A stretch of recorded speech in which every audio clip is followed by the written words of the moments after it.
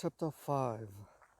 Now it came about when all the kings of the Amorites who were beyond the Jordan to the west, and all the kings of the Canaanites who were by the sea, heard how Yahweh had dried up the waters of the Jordan before the sons of Israel until they had crossed, that their hearts melted, and there was no spirit in them any longer because of the sons of Israel. At that time Yahweh said to Joshua, "Make for yourself flint knives and circumcise again the sons of Israel the second time." So Joshua made himself flint knives and circumcised the sons of Israel at Gibeath Haraloth. This is the reason why Joshua circumcised them. All the people who came out of Egypt who were males, all the men of war, died in the wilderness along the way after they came out of Egypt. For all the people who came out were circumcised, but all the people who were born in the wilderness along the way as they came out of Egypt had not been circumcised.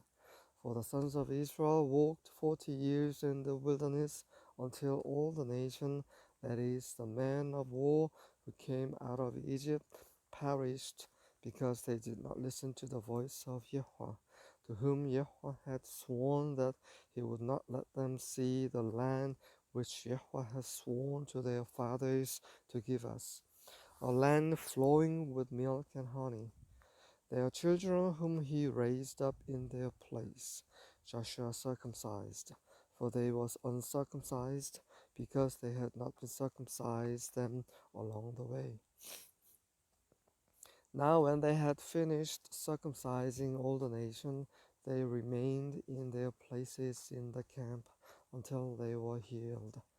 Then Yahweh said to Joshua, "Today I have rolled away the reproach of Egypt from you." So the name of that place is called Gilgal to this day. While the sons of Israel camped at Gilgal, they observed the Passover on the evening of the 14th day of the month on the desert plains of Jericho.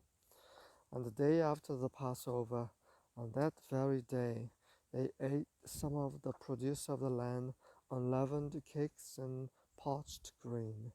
The manna ceased on the day after they had eaten some of the produce of the land, so that the sons of Israel no longer had manna, but they ate some of the yield of the land of Canaan during that year. Now it came about when Joshua was by Jericho that he lifted up his eyes and looked, and behold, a man was standing opposite him with his sword drawn in his hand. And Joshua went to him and said to him, "Are you for us or for our adversaries?" He said, "No, rather I indeed come now as captain of the host of Yahweh." And Joshua fell on his face to the earth and bowed down, and said to him, "What has my Lord to say to his servant?"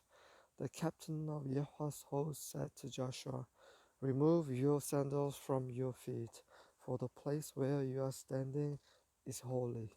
And Joshua did so.